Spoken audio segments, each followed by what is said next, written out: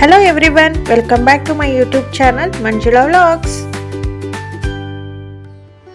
ಈ ದಿನ ನಾನು ಬೆಳಗ್ಗೆಯಿಂದ ಸಂಜೆವರೆಗೂ ಏನೇನು ಊಟ ಮಾಡಿದೆ ಅಂತ what I eat in a day ವಿಡಿಯೋನ ಶೇರ್ ಮಾಡ್ತಾ ಇದ್ದೀನಿ. ಬನ್ನಿ ಶುರು ಮಾಡೋಣ. ಅದಕ್ಕಿಂತ ಮುಂಚೆ ಇನ್ನೂ ಯಾರಾದರೂ ನನ್ನ ಚಾನಲ್ ಸಬ್ಸ್ಕ್ರೈಬ್ ಮಾಡ್ಕೊಳ್ಳದೆ ನೋಡ್ತಾ ಇದ್ರೆ ದಯವಿಟ್ಟು ಸಬ್ಸ್ಕ್ರೈಬ್ ಮಾಡಿಕೊಂಡು ಸಪೋರ್ಟ್ ಮಾಡಿ.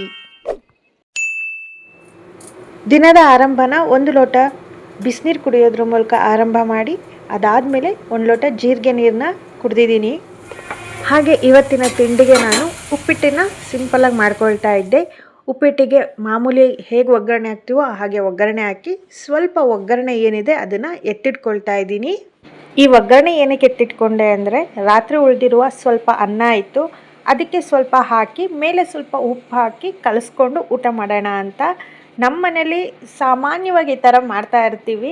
ರಾತ್ರಿ ಉಳಿದಿರೋ ಅನ್ನಕ್ಕೆ ಬೆಳಗ್ಗೆ ತಿಂಡಿ ಏನಾದರೂ ಮಾಡಿದಾಗ ಅದನ್ನು ಈ ಥರ ಕಲಿಸ್ಕೊಂಡು ತಿನ್ನೋವಂಥದ್ದು. ಉಪ್ಪಿಟ್ಟಿನ ಜೊತೆಲಿ ಚಿತ್ರಾನ್ನ ಎರಡು ಒಟ್ಟಿಗೆ ಹಾಕ್ಕೊಂಡು ಒಳ್ಳೆ ಕಾಂಬಿನೇಷನ್ ಆಗಿರುತ್ತೆ. ನೀವು ಯಾವತ್ತಾದರೂ ಈ ಥರ ಕಾಂಬಿನೇಷನ್ ಟ್ರೈ ಮಾಡಿದ್ದೀರಾ? ಟ್ರೈ ಮಾಡಿದರೆ ಕಮೆಂಟಲ್ಲಿ ತಿಳಿಸಿ. ನಾವು ರೆಗ್ಯುಲರ್ ಆಗಿ ಚಿತ್ರಾನ್ನ ಏನು ಮಾಡ್ಕೊಂಡು ತಿಂತೀವಿ ಅದಕ್ಕಿಂತ ನಾವು ಈ ರೀತಿ ರಾತ್ರಿ ಉಳಿದಿರೋ ಅನ್ನದಲ್ಲಿ ನಾವು ಉಪ್ಪಿಟ್ಟಿಗೆ ಅಂತ ಮಾಡಿಟ್ಟಿರುವ ಗೊಜ್ಜನ್ನು ಸ್ವಲ್ಪ ಹಾಕ್ಕೊಂಡು ತಿಂದಾಗ ರುಚಿ ಒಂಚೂರು ಜಾಸ್ತಿ ಇರುತ್ತೆ ಅಂತ ಹೇಳ್ಬೋದು. ಇದಾಗಿತ್ತು ನನ್ನ ಬೆಳಗ್ಗಿನ ತಿಂಡಿ, ಉಪ್ಪಿಟ್ಟು ಮತ್ತು ಚಿತ್ರಾನ್ನ. ತುಂಬ ಅಂದರೆ ತುಂಬ ಚೆನ್ನಾಗಿತ್ತು. ಇದ್ರ ಜೊತೆಲಿ ನೆಂಚ್ಕೊಳ್ಳೋದಕ್ಕೆ ಅಂತ ನಿಪ್ಪಟ್ಟು ಮತ್ತು ಚಕ್ಲಿ ಕೂಡ ಇತ್ತು. ಹಾಗೆ ಇನ್ನು ಮಧ್ಯಾಹ್ನ ಊಟಕ್ಕೆ ಮುದ್ದೆ ಮಾಡ್ಕೊಂಡಿದ್ದೆ. ಮುದ್ದೆ ಜೊತೆಯಲ್ಲಿ ಶೇಂಗಾ ಗೊಜ್ಜು, ಶೇಂಗಾ ತಂಬಳಿ ಅಂತ ಕರಿತೀವಿ ನಾವು, ಇದನ್ನು ಕೂಡ ಮಾಡ್ಕೊಂಡಿದ್ದೆ. ಈ ಶೇಂಗಾ ತಂಬಳಿ ಹೇಗೆ ಮಾಡೋದು ನೋಡೋಣ ಬನ್ನಿ. 1 ಕಪ್ ಆಗುವಷ್ಟು ಕಡಲೆ ಬೀಜ ಅಥವಾ ಶೇಂಗಾ ಏನಿದೆ ಅದನ್ನು ಚೆನ್ನಾಗಿ ರೋಸ್ಟ್ ಮಾಡ್ಕೊಳ್ತಾ ಇದ್ದೀನಿ. ಈ ಶೇಂಗಾ ಗೊಜ್ಜು ಏನಿದೆ ಮುದ್ದೆ, ಚಪಾತಿ, ಪೂರಿ ಮತ್ತು ಬಿಸಿ ಬಿಸಿ ಅನ್ನದ ಜೊತೆಗೆ ತುಂಬಾ ಚೆನ್ನಾಗಿರುತ್ತೆ.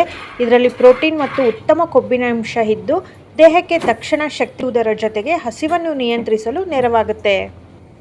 ಈ ರೀತಿಯಾಗಿ ಬಣ್ಣ ಬದಲಾಗೋವರೆಗೂ ಚೆನ್ನಾಗಿ ಹುರ್ಕೊಂಡು ಅದನ್ನು ಒಂದು ಪ್ಲೇಟಿಗೆ ಹಾಕಿ ಎತ್ತಿಟ್ಕೊಳ್ತಾ ಇದ್ದೀನಿ. ಸ್ವಲ್ಪ ತಣ್ಣಗಾದ್ಮೇಲೆ ಎಷ್ಟು ಸಾಧ್ಯನೋ ಅಷ್ಟು ಸಿಪ್ಪೆನ ತೆಕ್ಕೊಳ್ತಾ ಇದ್ದೀನಿ. ಕೈಯಲ್ಲೇ ಈ ರೀತಿ ಉಜ್ಜಿದ್ರೆ ಈಸಿಯಾಗಿ ಬರುತ್ತೆ. ಈ ಕಡಲೆ ಬೀಜನೆಲ್ಲ ಒಂದು ಮಿಕ್ಸಿ ಜಾರ್ಗೆ ಹಾಕ್ಕೊಳ್ತಾ ಇದ್ದೀನಿ. ಇದ್ರ ಜೊತೆಯಲ್ಲಿ ಖಾರಕ್ಕೆ ಒಂದು 5ರಿಂದ 6 ಹಸಿ ಮೆಣಸಿನಕಾಯಿ, ಸ್ವಲ್ಪ ಕೊತ್ತಂಬರಿ ಸೊಪ್ಪು, ಸ್ವಲ್ಪ ಕರಿಬೇವನ್ನ ಹಾಕ್ಕೊಳ್ತಾ ಇದ್ದೀನಿ. ಹಾಗೆ ಒಂದು 2 ಸ್ಪೂನ್ ಆಗುವಷ್ಟು ಕಾಯಿ ತುರಿನ ಹಾಕ್ಕೊಳ್ತಾ ಇದ್ದೀನಿ.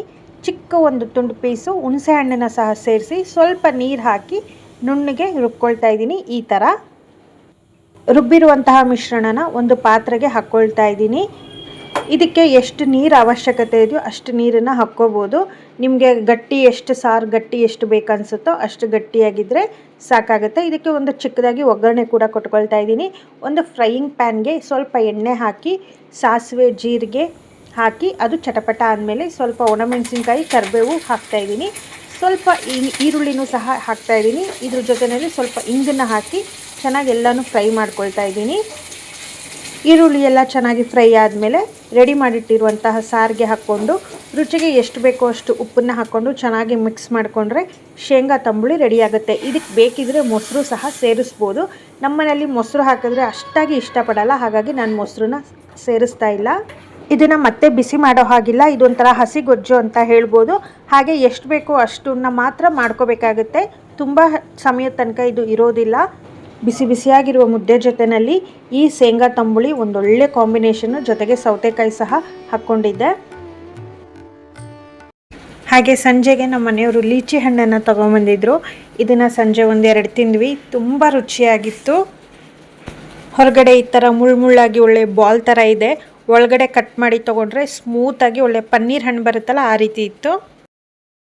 ಇನ್ನು ರಾತ್ರಿ ಊಟಕ್ಕೆ ಶೇಂಗಾ ಗೊಜ್ಜು ಇತ್ತು. ಅದಕ್ಕೆ ಸ್ವಲ್ಪ ಬಿಸಿಯಾಗಿ ಅನ್ನ ಮಾಡಿಕೊಂಡು ಸ್ವಲ್ಪ ಬೆಂಡೆಕಾಯಿ ಪಲ್ಯ ಮಾಡ್ಕೊಂಡಿದ್ದೆ. ಇದಾಗಿತ್ತು ನನ್ನ ರಾತ್ರಿಯ ಊಟ. ಸೊ ಫ್ರೆಂಡ್ಸ್, ಇದಾಗಿತ್ತು ನನ್ನ what I eat in a day. ಈ ಒಂದು ಪುಟ್ಟ ವಿಡಿಯೋ ನಿಮಗೆಲ್ಲ ಇಷ್ಟವಾಗಿದೆ ಅಂದ್ಕೊಂಡಿದ್ದೀನಿ. ಈ ಒಂದು ವಿಡಿಯೋ ನಿಮಗೆಲ್ಲ ಇಷ್ಟವಾಗಿದ್ದರೆ ದಯವಿಟ್ಟು ಲೈಕ್ ಮಾಡಿ, ಕಮೆಂಟ್ ಮಾಡಿ, ಶೇರ್ ಮಾಡಿ, ಸಬ್ಸ್ಕ್ರೈಬ್ ಮಾಡೋದನ್ನು ಮಾತ್ರ ಮರಿಬೇಡಿ. ಹಾಗೆ ಹೈಪ್ ಕೂಡ ಮಾಡಿ. Thank you.